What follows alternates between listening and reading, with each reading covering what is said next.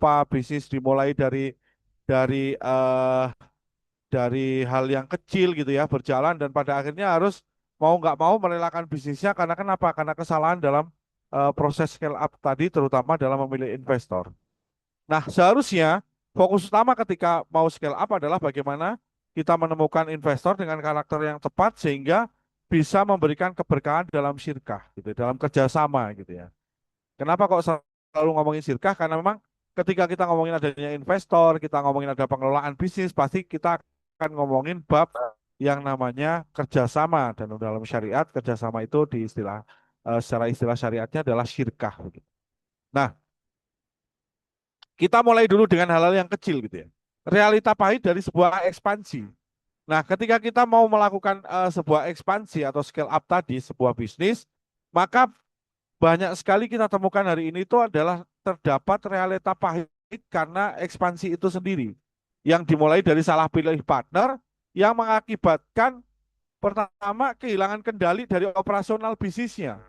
Di mana ketika partnernya salah pilih, saya dari pengalaman kami mendampingi ada beberapa yang memang yang pada akhirnya harus merelakan bisnisnya itu karena kenapa? Karena si partner ternyata menempuh jalur hukum negara bagaimana caranya untuk mempertahankan atau untuk mengambil alih bisnis kita itu.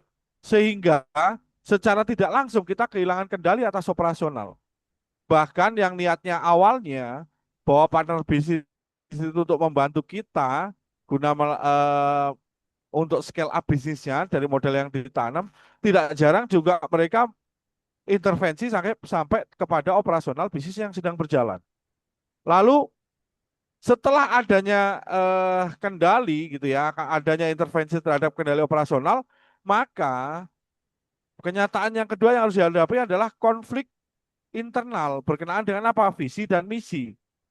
Kenapa? Antara pebisnis, antara founder bisnis atau pengelola kita yang di awalnya itu punya visi apa dan misi apa ketika menjalankan bisnis, adanya investor baru memberikan masukan baru, mulai masuk dalam kendali operasional kita, yang pada akhirnya akan bentrok dengan visi dan misi yang akan kita punya. Nah, apakah cukup sampai di situ? Ternyata karena bentrok ini pasti berujungnya tadi seperti yang tadi saya jelaskan di awal, ada beberapa case yang saya temuin sampailah ditempuh ke jalur hukum hukum negara atau kita mengistilahkannya hukum positif begitu ya. Nah, di sanalah mulai yang namanya kehancuran bisnis yang sudah kita rintis bertahun-tahun. Ada yang teman saya yang di satu kota yang awalnya dia mulai bisnis rumahan gitu ya, terus ditawari investor, dia buka sebuah bisnis besar, buka buka gerai besar begitu di tengah kota, yang pada akhirnya bisnis itu bentrok bahkan sampai sampai harus dia membawa membawa keluarganya pindah ke sebuah kota dan pada saat saya mengikuti itu terakhir ada sebuah kejadian yang membuat dia akhirnya memutuskan meninggalkan itu karena kenapa? Ternyata di kota itu anaknya hampir diculik begitu. Dan untungnya alhamdulillah pada saat itu Allah masih menjaga anaknya, pembantunya sadar lah, lalu ditolonglah anaknya itu jadi terhindar dari penculikan.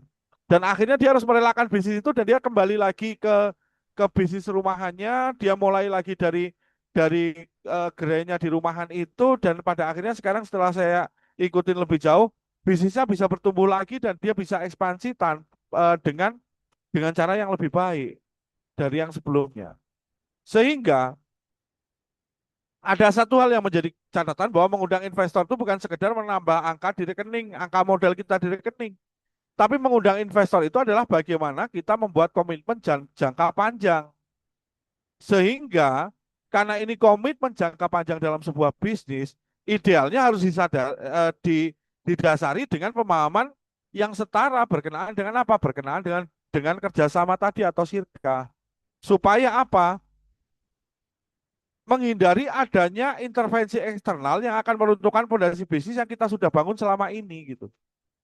Jadi ketika pemodal atau investor tidak menyadari fungsinya dia dalam bisnis, lalu dia ikut cawe-cawe mengatur bisnis, maka mau nggak mau fondasi bisnis yang sudah kita tata pasti akan mulai berantakan. Nah, padahal kalau secara syariat dalam syirka itu adanya investor, investor itu adalah memberikan investasi. Sementara pengelolaan mutlak dipegang oleh pengelola. Bukannya investor cawe-cawe ke dalam. Berbeda kalau semisalnya sirkanya berubah menjadi sirka inan, di mana investor juga bertindak sebagai pengelola. Nah, ini dua hal yang berbeda. Nah, kalau di dalam sirka, kedudukan antara pemodal dan antara pengelola itu kedudukannya setara begitu. Nah, lebih parah lagi, hari ini itu orang menganggap kerjasama yang ideal itu menggunakan skema PT atau perseroan terbatas. Nah, kerjasama yang ada itu cuma itu, Tat. Bagaimana kerjasama itu nggak bisa dijalankan? Paling ideal menggunakan PT. Hari ini kita pasti akan selalu diarahkan untuk menggunakan kerjasama dengan skema PT. Padahal dengan skema PT itu secara syariat ada kesalahan fatalnya. Ini beberapa yang saya tulis kesalahan fatalnya. Paradigma utama kesalahan PT dan kesalahan mendasar dari skema PT. Yang pertama, sirkah atau kerjasama, gitu ya, kita nggak ngomong sirkah, kita ngomongin kerjasama. Kerjasama dengan model PT itu paradigma utamanya adalah mempertemukan antara pemodal dengan pemodal. Jadi PT itu mengumpulkan pemodal lalu membentuk sebuah bisnis usaha. Di mana kesalahan mendasarnya dari paradigma ini adalah menafikan adanya pengelola atau tidak adanya pengelola. Padahal bertambahnya harta dalam sebuah bisnis itu karena pengelolaan, bukan karena ditumpuknya modal.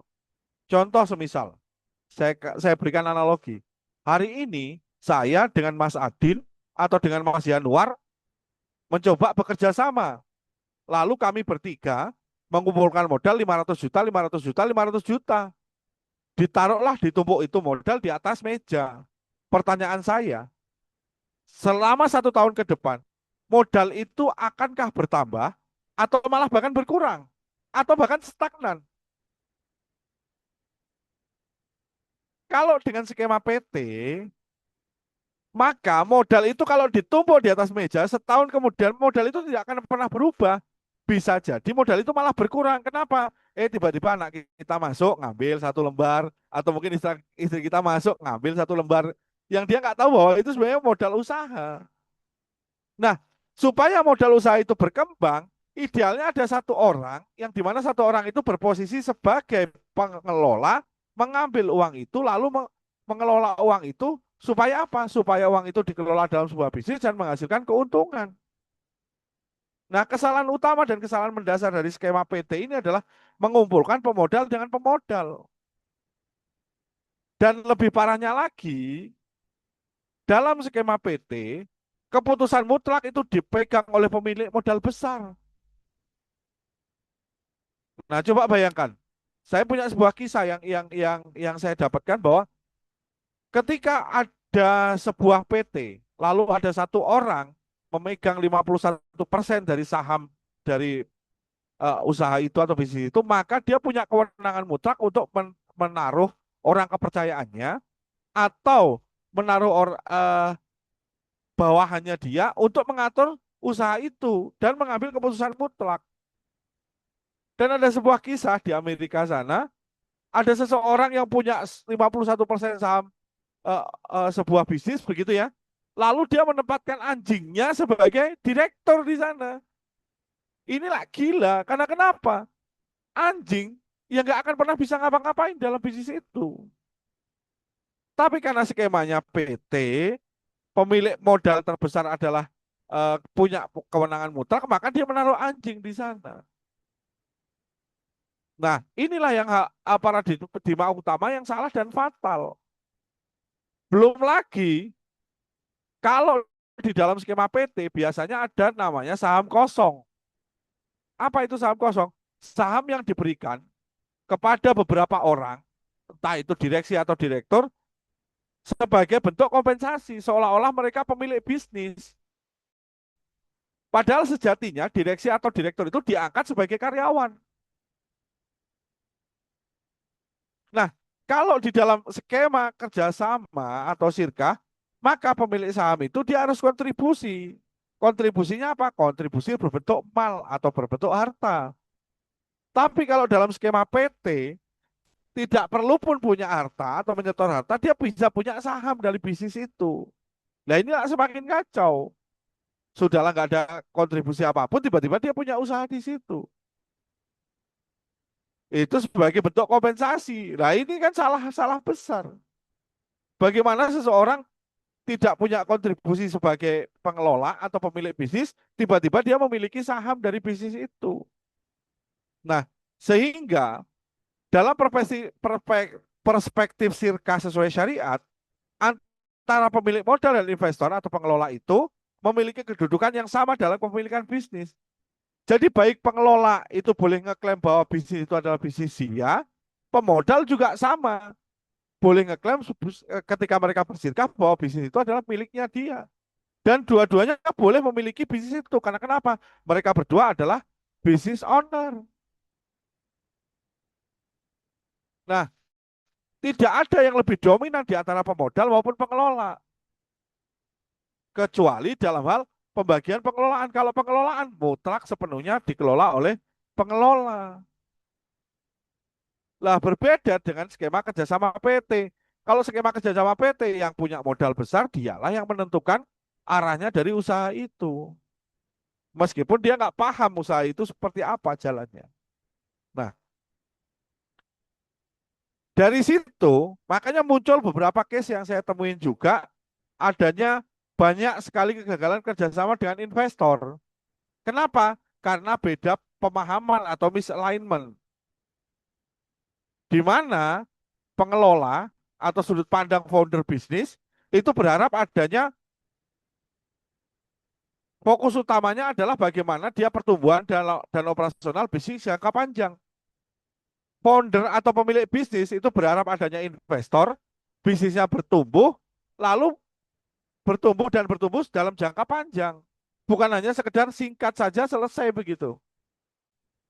Dan dia berharap juga pastinya kepemilikan atas bisnis itu menjadi setara sebagai bisnis owner, baik itu pemodal maupun pengelola. Jadi bukan kok ujuk-ujuk semisal saya punya usaha, lalu saya minta modal kepada eh,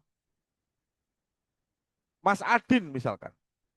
Saya minta modal sama beliau. Lalu beliau ngomong, oke saya suntik modalnya sekian ratus juta atau sekian M. Setelah itu, jenengan bekerja untuk saya minta bagi hasil tetap dan seterusnya. Nah, tidak seperti itu. Kalau dalam skema sirka, kepemilikan bisnis itu setara meskipun nanti dileburkan ketika mereka bersirka. Tetapi kok tidak serta-merta ketika injek modal lalu menjadi pemilik bisnis atau penentu kebijakan. Nah, disinilah terjadi misleadingnya, yaitu kenapa? Sudut pandang investor konvensional berbeda dengan sudut pandang founder bisnis, di mana kebanyakan investor konvensional meminta adanya fixed return. Apa itu? Meminta keuntungan tetap atas investasi yang telah diberikan tanpa mau menanggung kerugian operasional. Nah, nggak jarang investor-investor konvensional itu meminta namanya fixed return. Oke ya, saya investasikan. Saya minta modal saya sekian M, tapi saya minta keuntungan sekian setiap bulannya, misalnya seperti itu. Nah, padahal kalau yang namanya bisnis itu ada yang namanya risiko keuntungan, ada yang namanya risiko kerugian dan itu pasti sepasang. Kalau dalam kaidah fikihnya ulama menyebutkan al-wadi atau alal mal waribhu ala mastolahu alaihi. Jadi kerugian itu ditanggung sebagai pemilik modal dan keuntungan dibagi berdasarkan kesepakatan.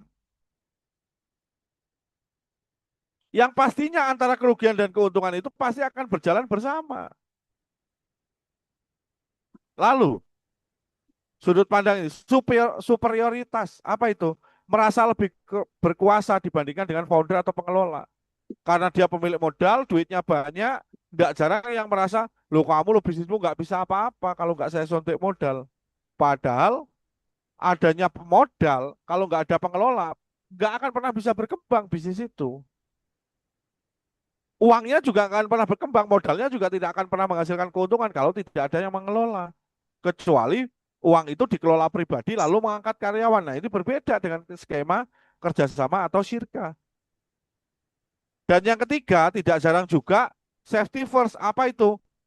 Ada investor yang malah meminta jaminan atas modal yang diserahkan.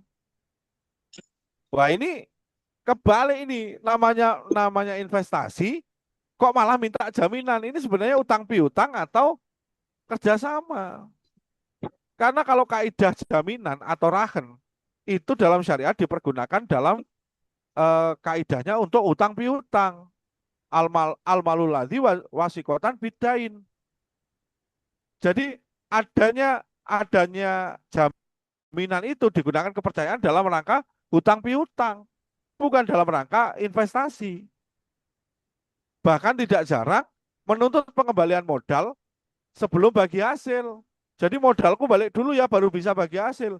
Nah setelah modalnya balik, bisnis itu juga jalan terus. Akhirnya apa yang dia minta? Dia tetap minta keuntungan terus. Padahal secara kontribusi ketika modalnya ditarik, maka kontribusinya terhadap kerjasama itu hilang. Karena kenapa? Modal itu masuk ke dalam rukun. Nah ketika modalnya berubah, maka kepemilikan atas bisnis itu juga akan berubah. Oke. Nah, sebelum scale up, idealnya jenengan-jenengan semua itu sudah memahami apa-apa yang harus dipersiapkan gitu ya. Supaya apa? Jadi bukan hanya jenengan mencari investor, tapi jenengan juga harus siap dengan apa yang ditawarkan ke investor. Nah, idealnya itu jenengan sebelum scale up itu sudah memahami kondisi bisnis panjenengan semua. Yang pertama, idealnya itu seperti ini. Bahwa ketika jenengan mau scale up, itu model bisnis yang jenengan punya itu bisnis yang sudah proven, bukan sekedar coba-coba. Jadi jangan sampai begini, saya mau scale up bisnis saya. Scale up itu seperti apa? Ini saya punya bisnis baru, kayaknya menguntungkan, lalu ditawarkan investor dengan keuntungan segini, segini, segini, dengan janji yang macam-macam, ternyata itu hanya coba-coba. Yang terjadi apa? Ya jenengan itu sebenarnya bukan bukan kok dalam rangka mencari keuntungan, tetapi mau ngajak orang susah bareng-bareng begitu. Kenapa? Bisnisnya belum proven dan jenengan belum belum bisa membuktikan bahwa bisnis itu menguntungkan. Nah, kalaupun semisalnya jenengan mau membuka unit bisnis baru di luar bisnis yang sudah berjalan, maka pastikan adanya visibility study atau visibility survey. Nah, apa itu? Bagaimana survei yang jenengan lakukan terhadap bisnis yang akan dikerjakan? Bagaimana potensi keuntungannya? Siapa target marketnya? Lalu bagaimana nanti proses pemasarannya? Terus bagaimana proyeksi bisnisnya? Lalu seperti apa bagi hasilnya? Nah, itu idealnya dilakukan visibility study tadi. Supaya apa? Bisa jadi bisnis yang menguntungkan di kota A, ketika bisnis ini dibawa ke kota B, tidak seperti yang diharapkan. Contoh semisalnya, saya dulu tinggal di Balikpapan. Di Balikpapan itu ada sebuah rumah makan besar, rumah makan Bandeng tanpa duri. Larisnya Masya Allah itu. Saya mengenal bisnis itu berjalan dari tahun 2007. Ketika waktu itu bisnis itu buka, kecil warungnya di samping sebuah rumah tahanan. Awalnya kecil, lalu membesar, membesar, membesar, mengakuisisi lahan kanan kirinya, buka cabang lah di Balikpapan. Sama besarnya, sehingga dia punya 2 cabang. Sekarang sudah ada 3 cabang informasinya. Lalu bisnis model itu dibawa ke Jakarta. Bisnis model yang sama ketika di Balikpapan growth-nya luar biasa besar, dipindahkan ke Jakarta. Berbeda iklimnya. Karena kenapa? Mungkin bagi sebagian orang Jawa itu kalau bandeng hilang durinya itu nggak menarik. Karena kenapa? Semisal orang Gresik, dia lebih suka eksekusi bandeng yang masih masih banyak durinya itu. Mungkin dibikin otak-otak atau digoreng saja. Nah, itu makanya diperlukan adanya visibility study. Apakah bisnis ini layak tidak ketika saya pindahkan dari satu kota ke kota yang lainnya. Lalu yang ketiga, bikin proyeksi bisnis yang terukur. Jadi paling tidak begini, ketika jenengan mau scale up, jenengan itu bisa tahu ketika ditanya, bagaimana kondisi bisnismu 3, 6, sampai 12 bulan ke depan. Bagaimana ketika Anda menggambarkan bisnis Anda ini 3 bulan ke depan atau 6 bulan ke depan? Seperti apa proyeksi penjualannya? Seperti apa nanti marketnya? Bagaimana cara memasarkannya? Bagaimana strategi keuangannya dan seterusnya? Nah, jenengan juga harus menyadari Bapak Ibu sekalian bahwa harus bisa membuat proyeksi bisnis yang terukur. Atau bisa kita katakan ini sebuah proyeksi di mana proyeksi bisnis ini bukan sekedar membuat. Kan ada orang yang biasanya buat ya udahlah proyeksi itu kan ngarang aja, dikarang aja deh gitu. Ya kalau dikarang ya datanya makin ngawur kan begitu. Sehingga apa yang ditawarkan bisa jadi tidak valid. Dan itu akan merugikan jenengan sendiri ketika nanti ketemu investor. Lalu, pahami laba rugi berjalan. Maksudnya apa? Kalau bisnisnya ini sudah bisnis yang berjalan, bukan bisnis baru, jenengan harus memastikan secara real bahwa bisnis yang dijalankan ini profitable. Jangan sampai profit tipis gitu ya. Udahlah profitnya tipis, mau dibagi, mau disirkahkan, makin tipis. Nggak ideal. Jadi pastikan bisnis jenengan ini bisnis yang profit tebel. Kalau profitnya tebel tuh enak, mau dibagi, mau diapa-apain tuh enak. Kalau profit tipis, apa yang mau dibagi? Sudahlah tipis, kena pula ya kan, kena pula nanti masalah macam-macam yang terjadi apa? Bukan profit tipis lagi, yang terjadi minus begitu. Nah, idealnya jenengan memahami laba rugi berjalannya terhadap bisnis jenengan secara real, bukan hanya sekedar yang tertulis di dalam laporan keuangan. Nah, yang berikutnya, pastikan jenengan butuh modal itu digunakan untuk scale up bisnis. Jangan sampai jenengan tuh sebenarnya bukan butuh modal, tapi butuh pinjaman uang untuk bayar utang. Nggak jarang ini kami temuin. Kami tanya gitu ya dalam sebuah forum. Jenengan ki sebenarnya butuh modal apa butuh utang? Karena beranggapan apa? Seperti ketika jenengan-jenengan semua berutang ke bank. Dapat duit bebas walaupun bunyinya adalah mau disediakan modal, tapi bebas mau dilakukan apapun. Berbeda ketika jenengan harus sirkah atau kerjasama. Modal yang dipakai atau yang didapat itu harus dipakai dipergunakan untuk bisnisnya jenengan. Nggak boleh dipakai di luar itu.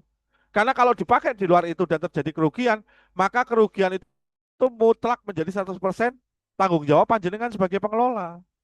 Tidak boleh jenengan itu mempergunakan modal di luar kesepakatan. Nah, ini yang paling utama nih. Yang keenam, literasi finansial. Nah, jenengan itu sebagai seorang pebisnis wajib paham tata kelola cash flow dan laporan keuangan. Bagaimana jenengan akan mengelola bisnis keuangan orang lain kalau jenengan sendiri tidak paham tata kelola cash flow dan laporan keuangan? Seperti minggu lalu yang saya tanya, di forum ini juga saya tanya, bagi hasil itu adanya di mana? Apakah di arus kas, apakah di laporan laba rugi, ataukah di neraca? Nah, pekan lalu saya tanya begini, banyak yang jawab adanya di laba rugi. Padahal laporan laba rugi itu menjelaskan kondisi bisnis kita bulan ini itu sebenarnya berjalannya bagus apa tidak, untung apa tidak, tapi tidak menjelaskan secara keseluruhan kondisi bisnisnya. Karena kenapa? Nanti hasil dari sisa dari laba rugi itu kita tarik ke dalam neraca.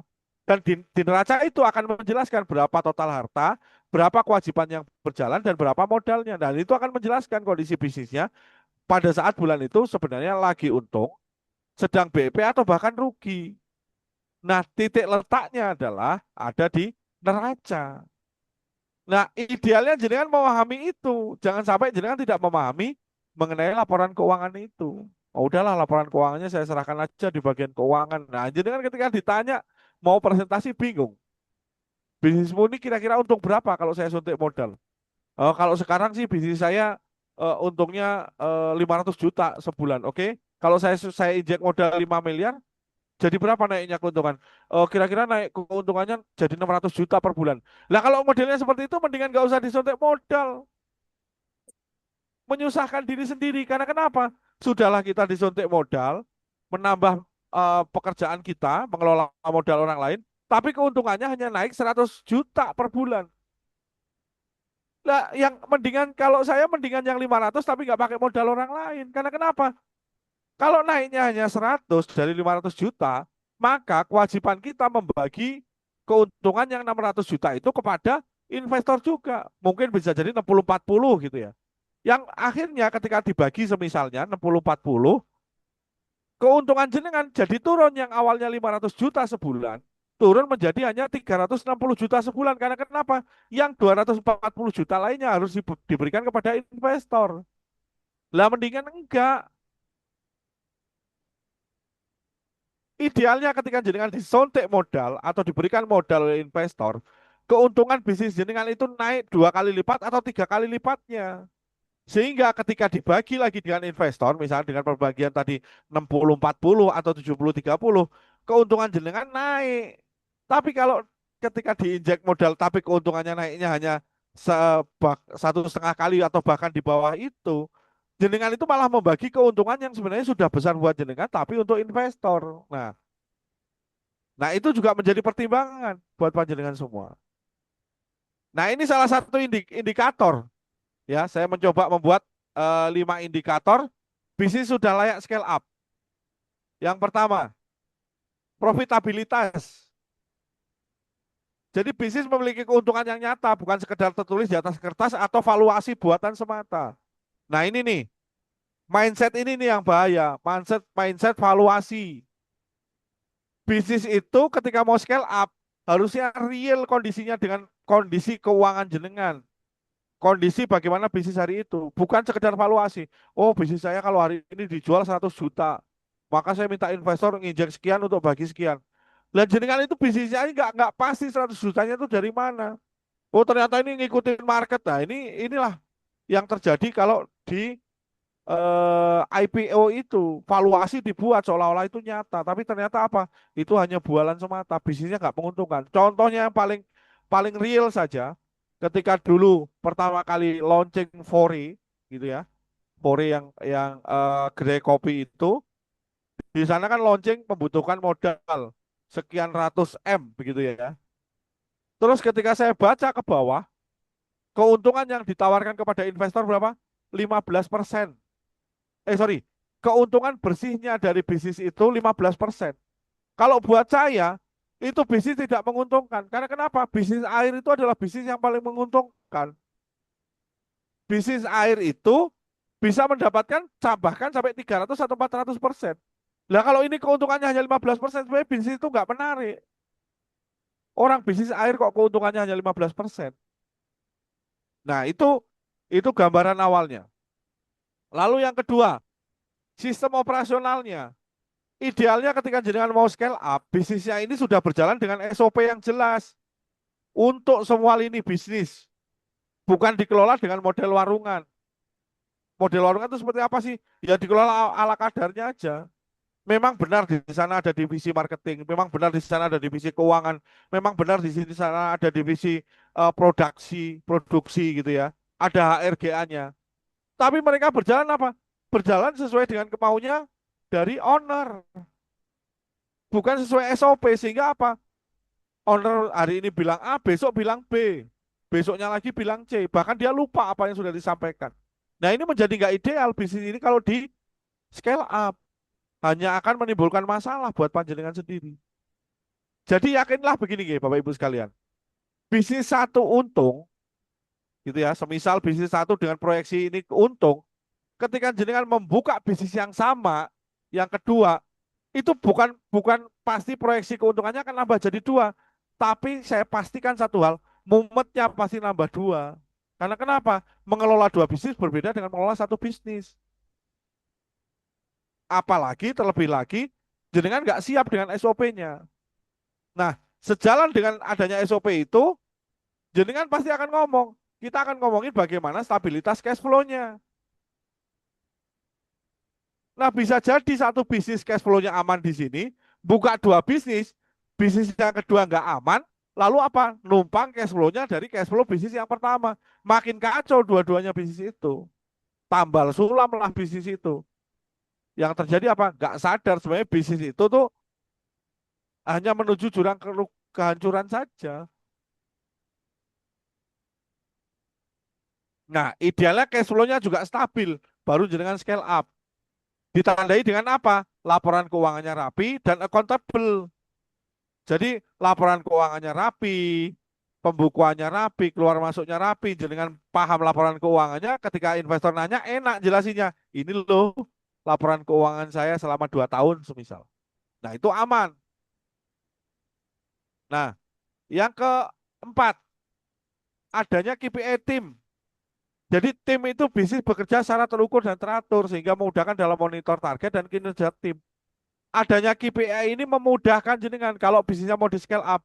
Semisalnya, semisal kita punya warung bakso, lalu warung bakso itu mau dibuka franchise cabang di mana-mana dengan pemodal baru. Nah, kalau adanya KPI, pelayanan dari warung bakso utama dan warung bakso di cabang itu sama. Caranya bikin baksonya sama, cara pelayanannya ke customer sama, cara penyajiannya sama. Nah, itu ngukurnya enak kalau sudah ada KPI. Sehingga jenengan memudahkan untuk monitor. Oke, cabang A keuntungannya sekian ini. Oh, udah dijalankan KPI-nya baik. Cabang B, ini kenapa cabang B kok menurun nih tahun ini atau bulan ini? Dilihat, dianalisa dari mana? Oh, timnya bekerja benar nggak nih? Produksinya bagaimana? Pelayanannya bagaimana? Nah, dari situ sudah enak dimonitor. Tapi kalau enggak, pasti akan menyusahkan monitornya. Targetnya nggak jelas, kinerjanya makin ngaco. Begitu. Dan yang kelima, akurasi atas proyeksi. Jadi membuat rencana bisnis. Ketika jenengan mau scale up, buat rencana bisnis yang matang, seperti apa bisnisnya ke depannya, lalu memproyeksikan kebutuhan modal untuk scale up tadi. Jadi bukan banyak-banyakan ngambil modalnya pemodal, tapi menghitung berapa kebutuhan modal yang benar untuk scale up tadi, berapa kebutuhannya, semisalnya kalau mau buka cabang. Nah, dari situ mencukupkan atas itu, dimanfaatkan, dimaksimalkan, lalu mengejar profit sebaik mungkin atas modal yang sudah dimasukkan. Jadi rencana bisnisnya jelas, targetnya jelas, untuk scale up jelas, lalu kita barulah kita dari sana kita mulai mencari investor yang pas untuk bisnis itu. Nah, ini 5 hal yang idealnya jangan lakukan ketika mau scale up. Nah, sudah siap scale up, data sudah siap. Nah, ini beberapa hal yang harus dihindarin, ya. Profil investor yang harus dihindari. Nah, ini kalau kalau kita bilang istilahnya investor toksik nih. Wah, gitu. Yang pertama, adanya investor meminta syarat fixed return. Nah, ini sudah jelas harus dihindari nih. Meminta kepastian keuntungan atas investasi dan minta jaminan atas nilai investasi yang ditanamkan. Ini harus dihindari ini. Kenapa? Berapapun duit yang dia punya mau dikucurkan, kalau dia sudah minta kepastian seperti ini, mendingan tinggalkan. Karena kenapa? Resiko bisnis itu pasti ada namanya resiko untung dan ada namanya resiko rugi. Kalau dia minta kepastian keuntungan, apalagi minta jaminan atas atas investasi yang ditanamkan, mending utang piutang aja. Jadi kalau orang mau minta kepastian atas nilai yang diserahkan ke kita, itu cuma ada akadnya satu, yaitu akadnya utang piutang. Dan kalau di akad utang piutang, dia boleh minta jaminan. Nah ini nih, kalau ada investor model itu, sampaikan aja, ya udah Pak, saya utang aja. Saya kasih jaminan, tapi jenengan nggak boleh terima bagi hasil. Nah, kayak gitu. Itu yang pertama. Yang kedua, fokus pada ekstraksi. Apa ini? Jadi ada investor yang fokusnya bagaimana modalnya aman, ROI-nya cepat. ROI saya berapa berapa lama nih? Misalkan gitu. Saya minta ROI, modal saya kembali berapa lama atau berapa persen nilainya. Jadi dia hanya mikir itu, ambil modalnya, ambil keuntungannya. Setelah itu, nggak jarang yang saya temui itu ngomongin gini, lah itu kan modal bisnismu kan berjalan. Kemarin kan dari modal saya, padahal modal utamanya sudah ditarik. Nah ini tipe-tipe investor yang pengennya mengekstrak kita aja, mengekstrak itu apa?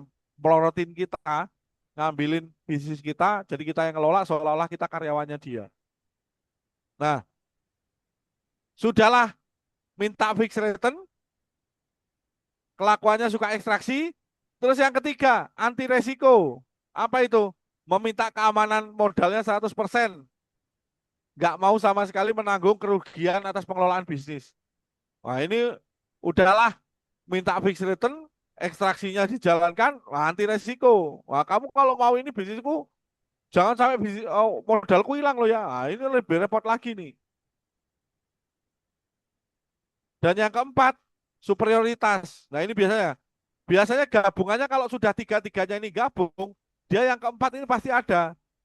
Bersikap superior seolah-olah investor itu lebih tinggi posisinya dibandingkan dengan pengelola dan berusaha mendikte segalanya. Ini kalau saya ini harusnya begini, harusnya begini. Saya udah berapa kali nih ketemu investor yang model begini nih, Pak. Wah, ini kan bener kayak gini. Lah itu nanti kalau sudah modalnya dikembalikan, Pak, kalau modalnya dikembalikan, Pak, maka bisnis jenengan itu sebenarnya sudah nggak investasi di sana. Ya nggak bisa, modal saya harus kembali kan. Tapi kan bisnis itu besar karena saya. Ah, ngono kuwi repot lagi tuh. Padahal kalau dalam dalam sirkah, modal itu bagian daripada rukun, nggak boleh ditarik. Karena kalau ditarik otomatis memutuskan sirkahnya. Nah, kalau ada namanya profil profil yang toksik tadi, ada ini profil investor yang ideal sebagai partner scale up. Nah, ini profilnya ideal nih buat jenengan. Yang pertama, paham konsekuensi bisnis, memiliki kesiapan mental sebagai pebisnis, investor siap untung bersama dan rugi bersama dalam berbisnis. Nah, ini idealnya investor tuh begini, paham konsekuensi bisnis. Bisnis itu konsekuensinya apa? Ya kalau nggak untung, ya bisa rugi. Atau kalau nggak BEP. Nggak ada namanya bisnis pasti jaminan keuntungan. Mau bisnis apapun. Kecuali jenengan bisnisnya apa? Utang piutang dengan bunga riba. Mungkin pasti untung terus itu kayak bank itu. Itu pun juga masih ada potensi macet. Tapi macet juga diasuransikan. Nah, tapi untung terus itu. Tapi ya untuk apa kalau bisnisnya berkembang begitu tapi dipakainya seperti itu dan yang terjadi apa? Pelanggaran syariat semua. Yang kedua, satu frekuensi. Nah, ini memiliki visi dan misi yang sama dalam berbisnis. Idealnya juga memahami bagaimana ilmu bersirkah secara benar secara syariat. Nah, ini. Jadi idealnya baik pengelola maupun investor atau pemodal sudah paham ilmu syirkah. Dua-duanya paham. Wah, ini ideal. Sudah dijelaskan ini itu. Oh iya, saya sudah pernah ikutin kelas kelas sirkah. Kelas sirkahnya mana Pak? Ikut spasi. Wah, keren itu. Atau kalau enggak, oh iya, saya memang belum pernah ikut kelas sirkah, tapi saya nanti ikut ODWS yang bulan Juli. Ah, itu ya keren juga itu. Nah, supaya apa? Supaya satu frekuensi, enggak beratin panjenengan sebagai pengelola. Lalu, smart money. Nah, ini yang paling utama nih kalau jenengan dapat yang ini. Bahwa adanya investor tadi membawa tambahan value lain. Entah membawa jaringan, atau memberikan mentor bisnis, atau mengajarkan keahlian kepada kita, yang saat bersirka itu dia bukan hanya menyetorkan modal saja. Enak ini jenengan kalau dapat yang ini seperti ini. Jenengan ketemu investor yang dimana investor itu juga bawa jaringan. Jadi misal saya sama Mas Adin bersirkah gitu ya. Saya produsen sepatu. Mas Adin sirkah, nyetor modal ke saya. Lalu ternyata Mas Adin itu punya jaringan toko-toko penjual sepatu misalnya. Ini kan lebih mengenakan kita, produksinya kita jadi, setelah itu apa? Kita setorkan aja ke toko-toko jaringannya dari Mas Adin. Nah, itu namanya smart money. Bahwa dia datang bukan hanya sekedar mengambil atau meminta menunggu bagi hasil dari kita, tapi apa? Tapi memberikan kontribusi lebih atau value lebih tambahan. Dan yang keempat, melek akad dan paham keuangan. Nah, ini saya mau tanya ke jenengan ini. Yang hadir malam hari ini di kelas ini saya mau nanya. Jenengan-jenengan semua, kalau semisalnya ketemu investor, jenengan itu pengennya investor yang paham laporan keuangan atau investor yang penting nyerahin uang. Ah, monggo di chat. Saya pengen pengen tahu nih. Monggo di chat dulu. Jenengan-jenengan yang hadir malam hari ini. Kalau semisalnya jenengan dikasih pilihan, jenengan ketemu investor tuh investor yang paham keuangan, ribet, jelimet, nanya jenengan macam-macam, atau hanya ketemu investor yang penting nyerahin duit. Ayo monggo, Pak Aziz yang ke satu. Paham laporan keuangan, Pak Arif yang paham laporan keuangan. Nah, baik. Ini yang lainnya bingung atau enak? Lu sebenarnya kalau kalau jenengan pengen ini Pak Nanang yang paham laporan keuangan. Nah, ini sebenarnya kalau jenengan itu mau enak sebenarnya ya, ketemu investor yang menyerahkan uang tok itu enak sebenarnya. Tapi di balik itu potensi masalah yang akan jenengan terima itu besar sekali. Karena kenapa? Nah, ketika nanti terjadi miss gitu ya, dia ngomong padahal itu laporan keuangannya jelas, terus dia ngomong itu. Ini kan harusnya terima sekian. Nah, ini repot nih. Kalau sudah pakai kata-kata harusnya ini pasti merepotkan kita. Mendingan jenengan itu ke mendapatkan investor yang dia melek dengan akad dan paham dengan segala macam konsekuensi akadnya, lalu dia paham laporan keuangannya sehingga di tengah jalan semisal terjadi kerugian pun dia paham dengan apa yang terjadi dalam bisnis itu dan memudahkan jenengan. Dia paham atas konsekuensi akadnya bahwa dalam akad bisnis itu pasti terjadi potensi untung dan potensi rugi. Dia paham laporan keuangannya di mana dari laporan keuangan itu bisa ditarik, oh sekarang bisnisnya ini untung apa tidak. Dari situ akan memudahkan jenengan ketika harus bagi hasil. Contohnya tadi siang itu saya rekonsiliasi dengan keuangan gitu ya. Menurut laporan keuangan, menurut pemegang keuangan gitu ya, dia mengatakan, Pak ini terjadi miss 50 juta. Saya serahkan, Mbak, sheet 1 benar, sheet 2 benar, udah benar. Sheet 3-nya diinput nggak? Saya bilang. Oh, sheet 3 itu iya, iya sheet 3 itu diinput. Nah ketika itu diinput, ketemulah di situ missnya. Ternyata apa? Sheet 1, sheet 2 sudah diinput, sheet 3-nya dianggapnya itu belum diinput. Yang seharusnya masuk ke dalam komponen biaya produksi dimasukkan ke dalam komponen biaya yang dihitung biaya usaha. Nah, kalau paham itu enak benerinya. Oh ternyata yang komponen komponen biaya jasa ini masuknya di biaya produksi Pak ya. Iya, langsung dipindahkanlah itu menjadi biaya belanja, bukan menjadi biaya atas atas pengelolaan. Klop masih selisih tadi, selisih berapa? Selisihnya 6.000 sekian gitu. Ternyata 6.000 sekian apa? Ternyata setelah kita cari-cari ketemunya apa? Biaya transfer antar bank. Nah, belum diinput. Nah, begitu saya tulis ini biaya transfer antar bank ya, diinput lah sama dia. Klop 100% enak kita, Pak. Kalau paham begitu, nggak ada lagi yang namanya curiga-curigaan. Wah, si Kai ngambil duitnya kayak, si Kai ngambil duitnya kayak, ah duitku di ini nih, diselewengkan ini, nah gitu. Nah, idealnya kalau jenengan dapat investor yang paham laporan keuangan seperti itu, enak Pak jenengan, Pak. Karena kenapa? Memudahkan ketika harus tadi, seperti tadi. Harus rekonsiliasi dan seterusnya. Nah, lalu, nah ini checklistnya. Perbandingan calon investor. Investor toksik, nah investor ideal. Nah ini saya rangkum. Kalau investor toksik meminta fixed return dan meminta jaminan atas investasi yang diberikan. Investor ideal memahami resiko dalam berbisnis dan mematuhi kaidah bagi hasil gitu ya. Mereka paham resiko bisnisnya dan paham kaidah bagi hasilnya. Bahwa kalau terjadi kerugian, yang menanggung kerugian secara harta ditanggung pemodal. Kalau keuntungan dibagi sesuai dengan kesepakatan. Lalu yang kedua, prioritas utama, kembali modal dengan cepat dan jaminan atas keamanan modal. Kalau investor yang ideal bertumbuh bersama, bukan hanya sekedar mengejar ROI yang bagus. Ini bisa dikembangkan, bisa begini, bisa begitu. Ini ada jaringan saya, bisa dipakai dan seterusnya. Nah, itu bertumbuh bersama dalam bisnis. Lalu yang ketiga, tidak mau menanggung kerugian karena itu menjadi tanggung jawab pengelola. Investor ideal mengelola bisnis, resiko bisnis bersama, siap untung dan siap menanggung kerugian bersama. Lalu yang keempat, menempatkan diri sebagai majikan karena merasa lebih tinggi dari pengelola dan pengelola adalah bawahan. Dianggapnya pengelola itu adalah karyawannya dia, karyawannya investor. Nah, kalau investor ideal memahami posisi dalam kepemilikan bisnis. Kenapa? Karena baik pengelola maupun pemodal adalah business owner. Nah, sama-sama paham. Kalau ini ada, jenengan pasti akan memilih yang sebelah kanan atau sebelah kiri. Pasti jenengan akan memilih investor yang sebelah kanan. Dan ini adalah tipsnya memilih investor tadi.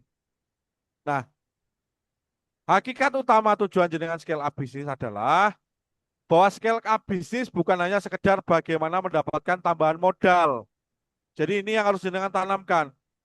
Scale up bisnis bukan hanya sekedar bagaimana mendapatkan tambahan modal. Berbeda kalau jenengan utang ke bank, duit nambah, jenengan bisa pakai apapun itu bentuknya. Tapi kalau scale up bisnis menggunakan investor, maka modal itu harus diperkirakan untuk tambahan bisnis. Maka jenengan harus menghitung dengan benar.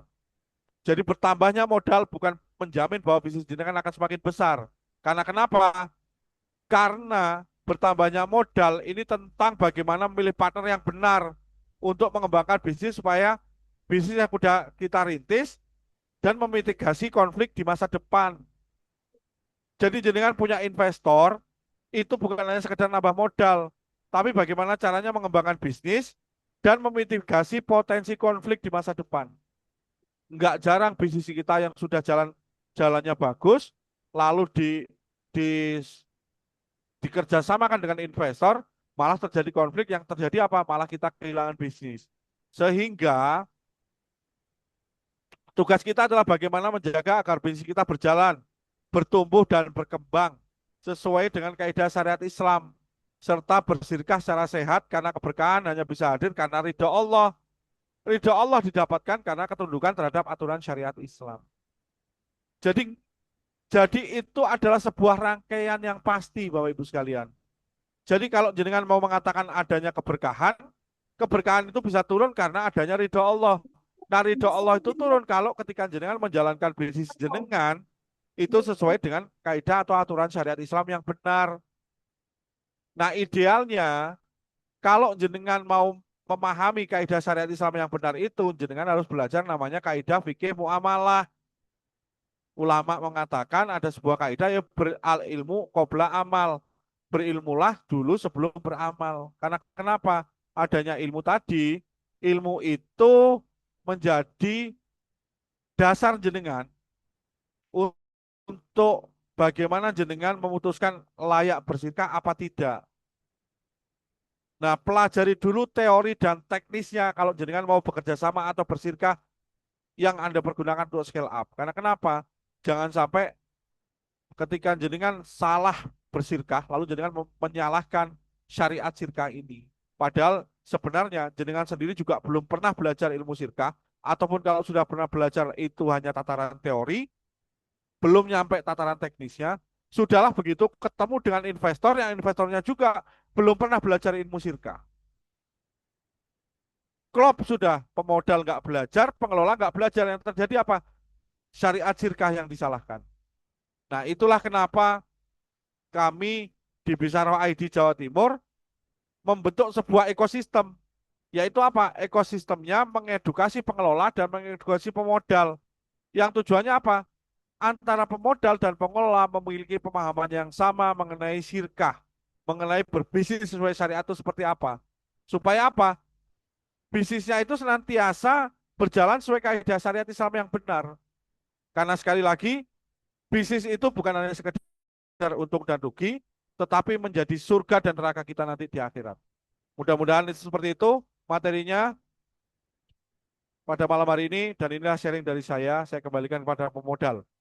Saya kembalikan kepada moderatornya. Monggo Mas Adin untuk sesi tanya jawabnya. Sebelum itu nanti Oke, kalau ada sesi informasi, monggo Mas Adin. oke, siap. Syukron Ustaz untuk penyampaian materinya ya. Alhamdulillah, apa menarik sekali ya Bapak Ibu untuk materinya hari ini ya dari apa permasalahan tadi itu apa aja. Lalu kita mendapatkan juga tips-tips gitu ya untuk memilih seorang investor gitu. Jadi banyak banget yang harus kita apa namanya pelajari gitu ya sebagai pengelola nanti untuk menggait seorang investor. Nah, untuk belajar Bapak Ibu sekalian gitu ya untuk menjadi seorang investor maupun pengelola yang sesuai dengan syariah itu pastinya kita diperlukan untuk belajar ya. Nah, maka di sini saya eh, akan share terlebih dahulu informasi kegiatan yang akan kami lakukan di Bisaro Jatim ini gitu. Nah, buat Bapak Ibu yang baru hadir ya kita perkenalan dulu. Nah, di sini kami Bisaro ID Jawa Timur. Nah, ini adalah sebagai seorang apa sebagai konsultan bisnis syariah hadir menjadi jembatan mempertemukan pengelola dengan investor dengan memberikan edukasi muamalah secara syariah. dan memberikan pendampingan bisnis kepada pengelola agar amanah dan juga profesional. Dan juga di sisi lain, kita juga mengedukasi ya, tadi tadi disampaikan ya, kita mengedukasi antara pemodal dan juga kepada pengelola gitu ya, sehingga pengelola dan pemodal itu bisa berkolaborasi dengan sistem sirkah yang pada akhirnya nanti itu kedua belah pihak akan tersolusikan masing-masing. Nah, nanti insya Allah di tanggal 25 Juli, Bapak Ibu, nah kami dari Bisara Jawa Timur akan ada agenda workshop gitu ya, 1 hari penuh dari jam 8 sampai jam setengah 5 sore, itu terkait scale up bisnis gitu ya, bagaimana kita berstrategi gitu ya, permodalan meningkat bisnis tanpa bank gitu, dengan pastinya kita akan mendalami ilmu-ilmu syirkah itu tadi. Nah, lokasinya di mana? Insya Allah lokasinya ada di Hotel Kota Malang. Gitu. Nah, untuk investasinya Bapak Ibu bisa karena ini bulan Juni ya. Nah, kita ada harga di bulan Juni dan juga bulan Juli gitu. Harga bulan Juni sekarang saat ini itu 800.000 untuk 1 orang, 1.200.000 untuk 2 orang. Lalu untuk bulan Juli itu 1 juta untuk 1 orang dan 1.800.000 untuk 2 orang. Dan nanti fasilitas yang akan didapatkan itu pasti ada coffee break, makan siang, meeting room hotel bintang 3 atau setara ya. Lalu buku udah sirkain aja, lalu free konsultasi terkait bisnis syariah, lalu berpotensi juga eh, menjadi referensi gitu ya permodalan. Dan ini syarat dan ketentuan itu berlaku ketika nanti Bapak Ibu mengisi formulirnya juga.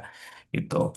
Nah, insya Allah nanti akan bersama Ustadz Yusuf gitu ya, Sam Yusuf dari Bisaroh juga, lalu ada Ustadz Firly dan juga saya sebagai pendamping konsultan bisnis syariah. Itu Bapak Ibu untuk informasi kegiatan kami ke depannya, insya Allah di bulan Juli. Nah, nanti kalau Bapak Ibu tertarik untuk mendaftar, nah itu bisa menghubungi langsung admin yang ada apa di flyer tadi atau nanti bisa chat di chat saya gitu ya di grup kelas gitu. Nah, baik untuk selanjutnya kita akan masuk ke sesi tanya jawab Bapak Ibu. Nah, silahkan kalau mau ada pertanyaan Bapak Ibu. Ada? Kalau belum ada, nah ini di chat ada nggak?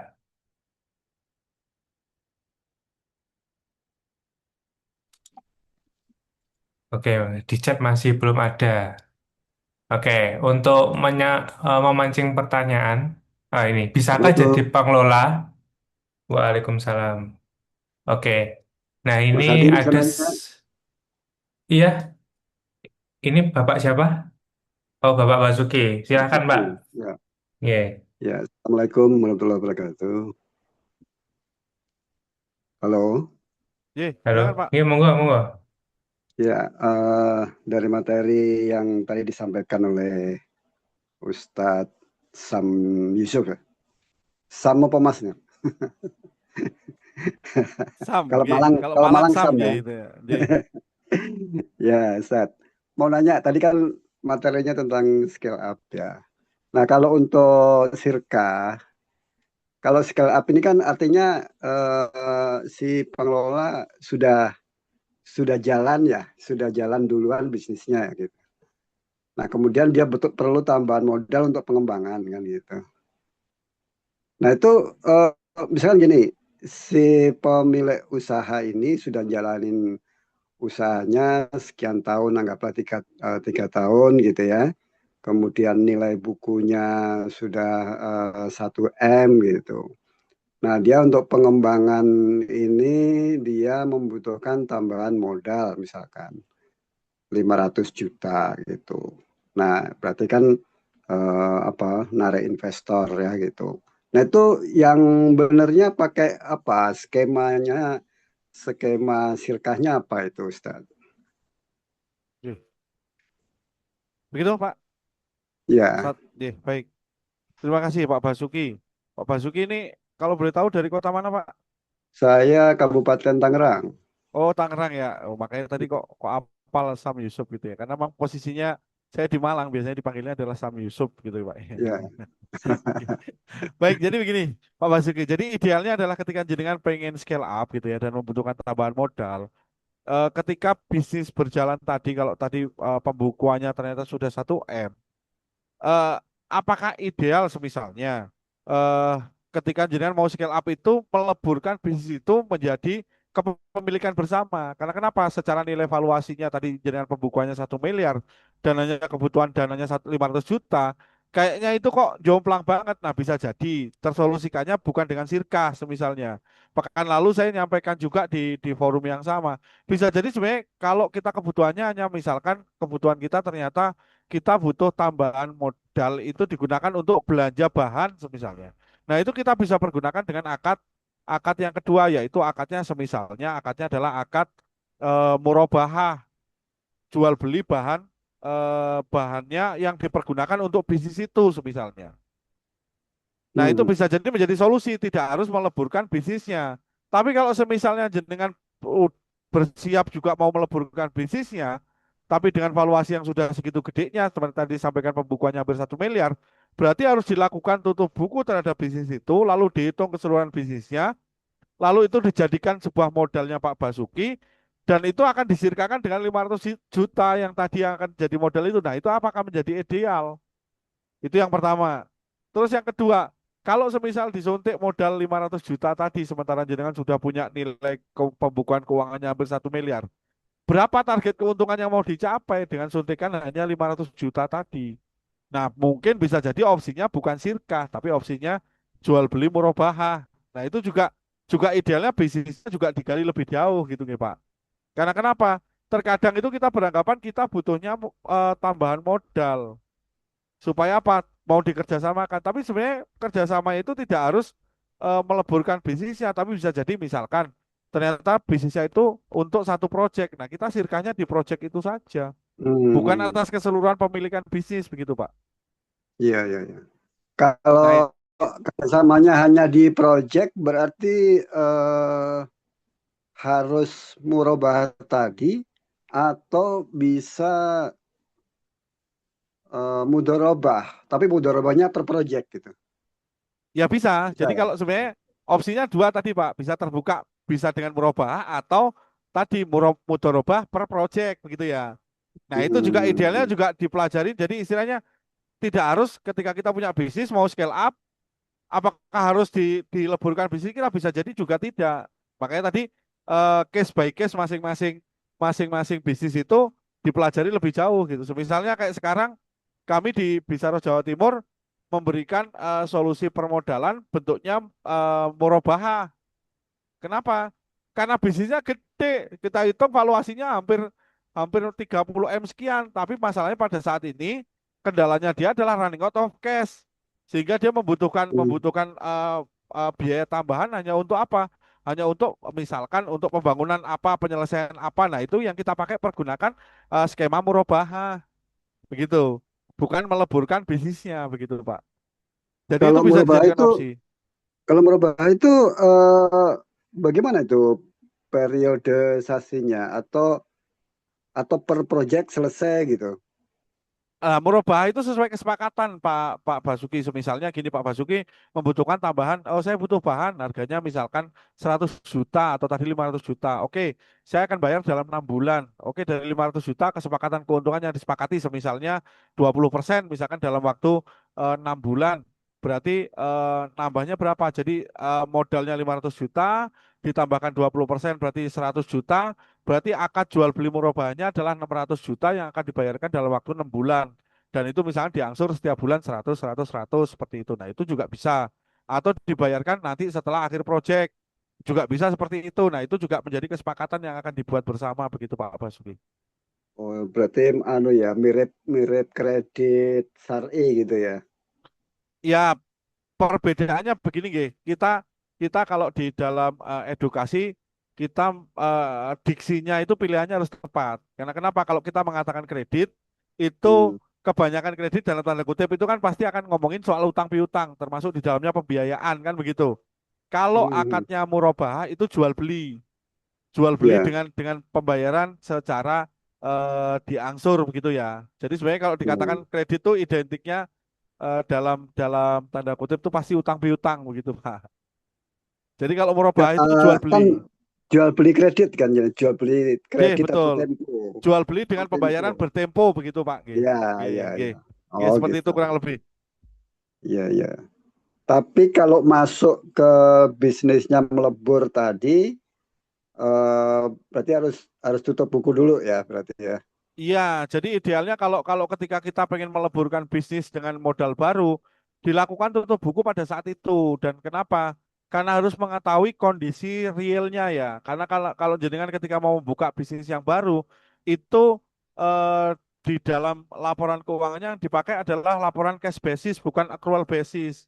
Berbeda ketika jenengan hanya menutup buku dan mau melanjutkan itu bisa menggunakan pendekatan accrual basis atau pendekatan appraisal. Tapi kalau ketika jenengan mau menutup bisnis itu dan dikerjasamakan dengan orang lain, itu idealnya dengan cash basis karena tahu kondisi realnya hari ini itu berapa nilainya, bukan sekedar tadi yang saya sampaikan valuasi begitu ya. Nah, itu yang akan berbahaya kalau hanya menganggap itu sebuah valuasi dan itu akan merugikan kedua belah pihak begitu Pak Basuki. Nah, kalau misalnya tadi itu nilai total aset itu tadi itu contoh aja ya 1 M kan, misalkan cashnya cuman berapa gitu ya gitu. Terus di situ biasa kan kalau apa yang tadinya belum ngerti tentang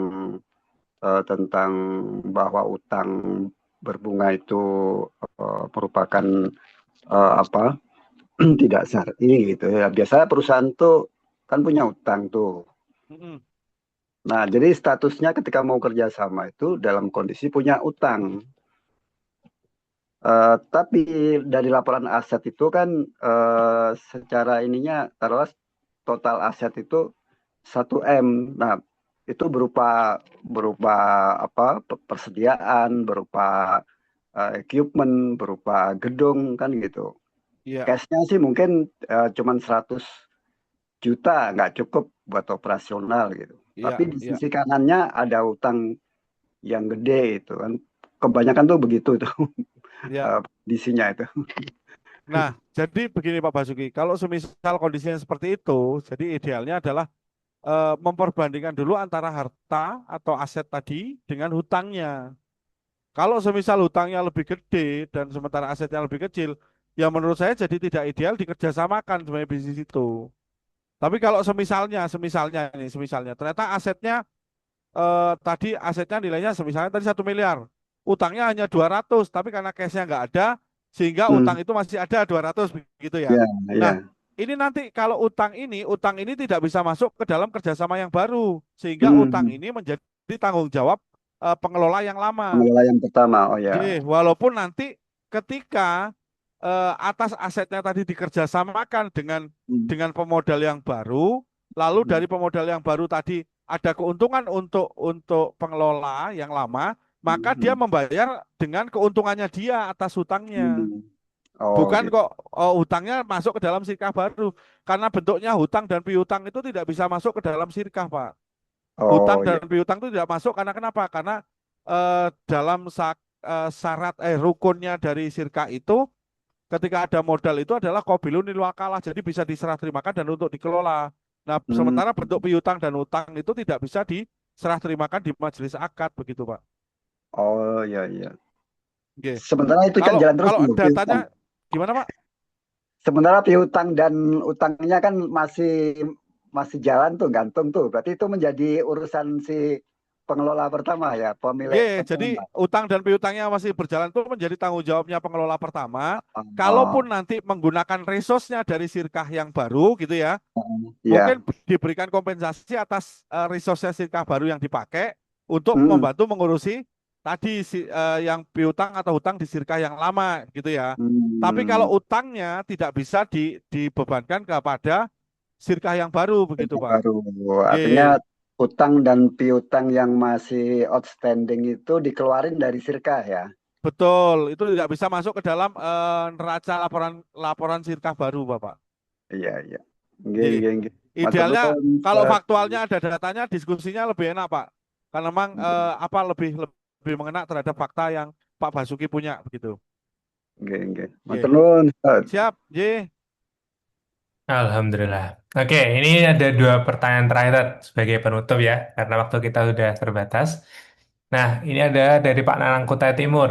Bisakah jadi pengelola juga investor dalam satu sirka? Itu yang pertama. Lalu yang kedua, izin bertanya Ustadz, dalam sirka, angka persentase pembagian hasil antara investor dan pengelola itu seperti apa? Dan apakah pengelola sepantasnya diberikan gaji bulanan sesuai dengan jabatan di sebuah usaha yang berjalan?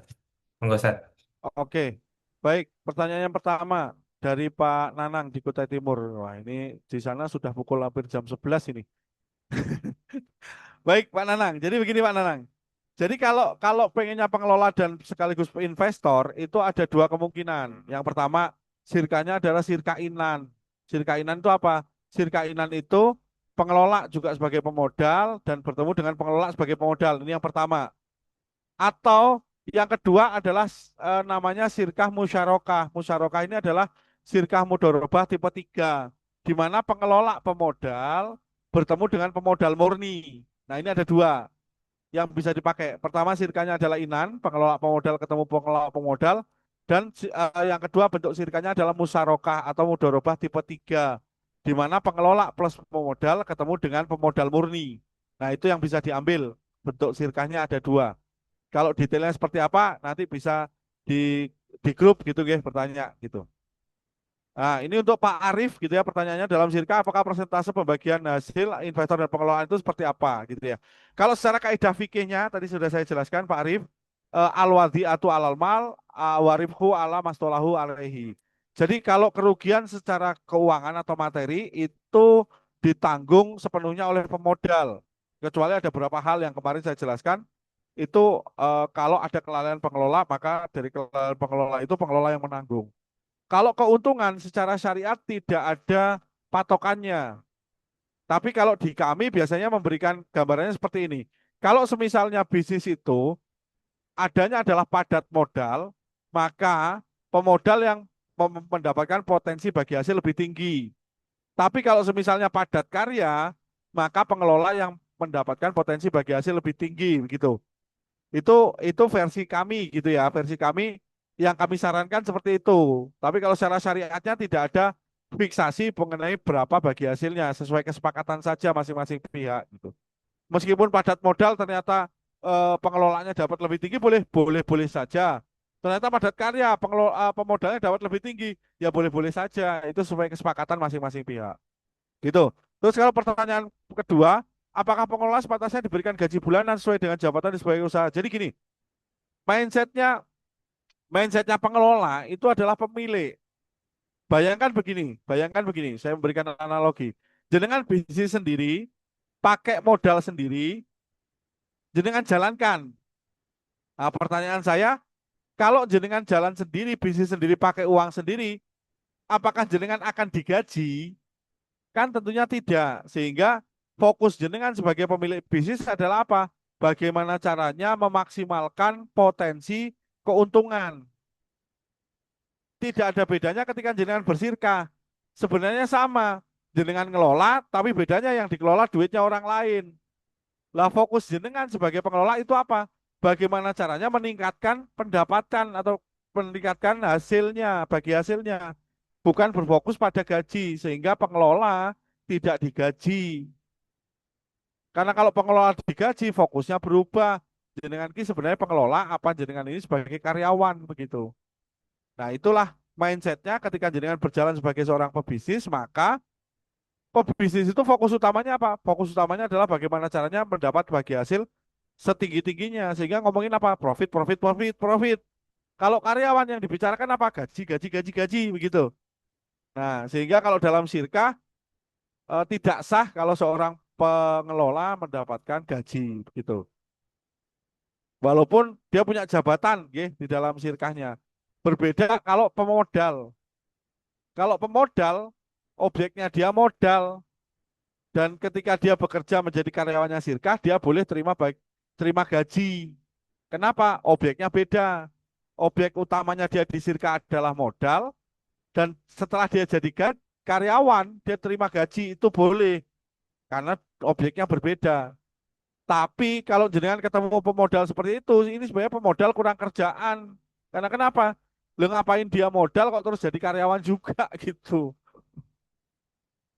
Nah ini eh apa jadi nggak ideal sebenarnya. Nanti khawatirnya malah menjadi multi akad gitu ya. Saya mau modalin, yang penting saya jadi karyawannya. Nah itu yang dikhawatirkan seperti itu.